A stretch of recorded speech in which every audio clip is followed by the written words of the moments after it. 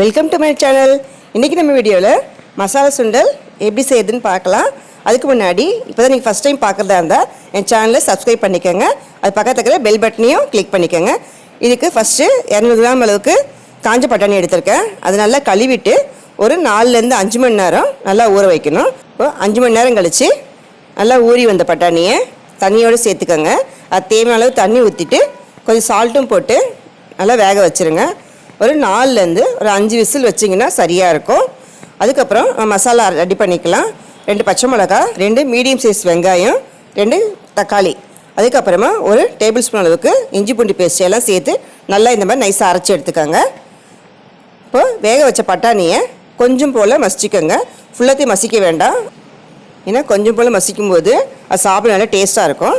இப்போது ஒரு பேனில் 3 டேபிள் ஸ்பூன் அளவுக்கு எண்ணெயை ஊற்றிட்டு அரைச்சி விழுத இதில் சேர்த்துட்டு நல்லா வதக்கி விடுங்க.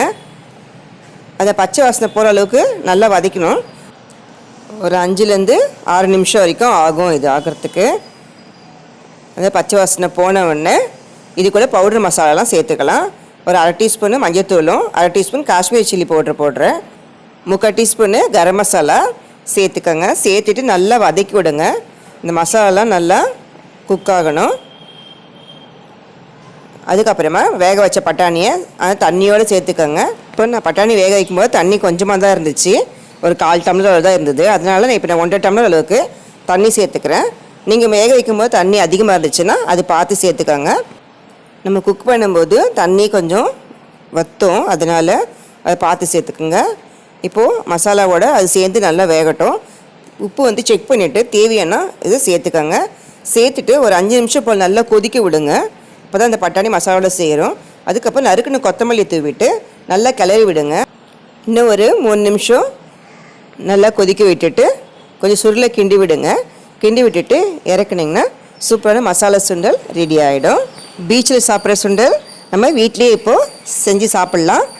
சமோசாவோட சேர்த்து சாப்பிட்டா ரொம்ப சூப்பராக இருக்கும். இது குழந்தைங்கள்ந்து பெரியவங்க வரைக்கும் ஈவினிங் ஸ்நாக்ஸாக கொடுத்தீங்கன்னா நல்லா விரும்பி சாப்பிடுவாங்க.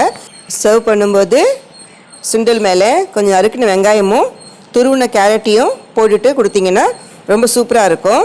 கண்டிப்பாக ட்ரை பண்ணி பாருங்கள். இந்த வீடியோ உங்களுக்கு பிடிச்சிருந்தா லைக் பண்ணுங்கள், ஷேர் பண்ணுங்கள், மறக்காமல் சப்ஸ்கிரைப் பண்ணுங்கள். தேங்க்யூ ஃபார் வாட்சிங்.